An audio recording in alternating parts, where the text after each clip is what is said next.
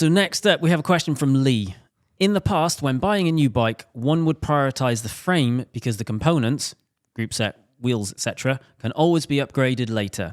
Is this still true, or does one prioritize the components because those can be moved onto a new frame?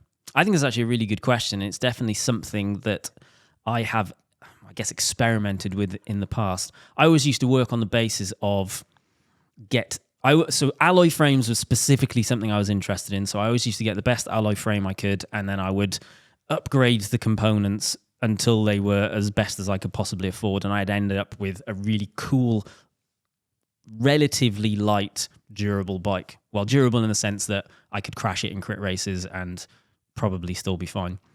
It is an interesting thing. What are people doing these days? I think it's massively budget dependent.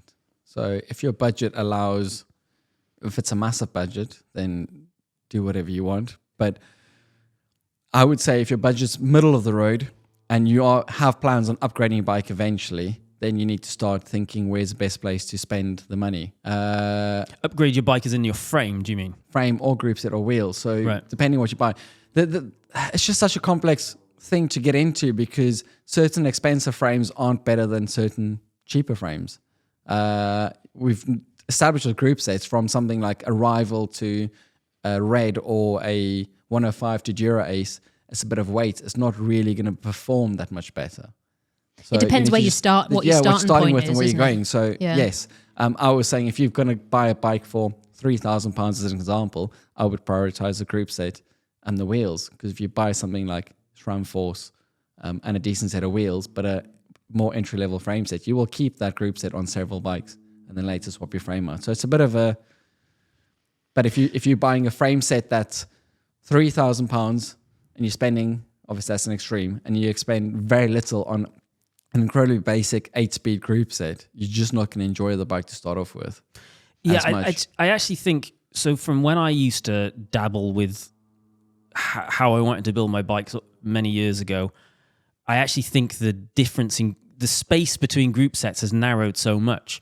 So actually, like if a bike has 105 Ultegra or Dura-Ace in a Shimano sense, there's not really any, in my opinion, there isn't really any difference apart from some weight. They're basically the same group set. So like, actually, if you can afford at least if you can afford a 105 Ultegra or Dura-Ace group set, then get the 105 one and spend the rest of the money on a better set of wheels. Because you will know, in my opinion, you'll notice the difference between a really good quality, probably carbon wheel set versus a really cheap alloy heavy wheel set. 100%. The main things you're going to feel and notice in a bike is your wheels, your handlebars, the tape, and the saddle. Those are the main things to get right to start off with, and then use the rest of your budget wisely around it. The next thing would be if you're running disc brakes, hydraulic disc brakes are always going to work better than mechanical disc brakes, so that makes a big thing. And then also whether the budget allows you to go from mechanical to electronic gears. If you can go straight away to electronic gears, a decent wheel set, but you have to compromise on the frame set, I would go that way first. Otherwise, if you buy, you should be buying again and again. So yeah,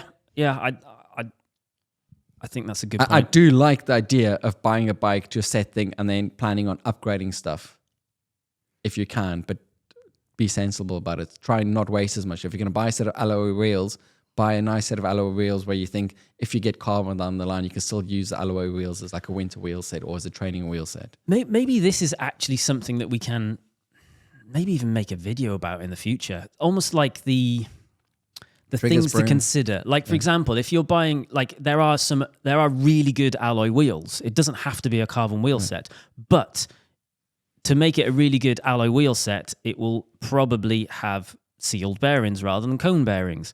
Whereas a lot of the the cheaper end of alloy wheel sets will probably have rubbish bearings in them. So it's like it's knowing the minimums that actually make it a good investment. And the same applies to, like, if you've got money to buy a new bike, if you can get a disc brake bike, you're going to have a better experience than if you buy a rim brake bike. Yeah. What's the verdict here then? I think the verdict is It's difficult. There's too many variables. Yeah. It depends on your budget. It depends on what how Priorities. much you plan to spend over the next few years. Have you got one amount of money, which is a one-off, or are you in a position that you want to spend 750 quid every 6 months, 10 months, 12 months because you get a little bonus from work and that's what you want to do, and therefore you can probably build some kind of upgrade options. There's just too many variables.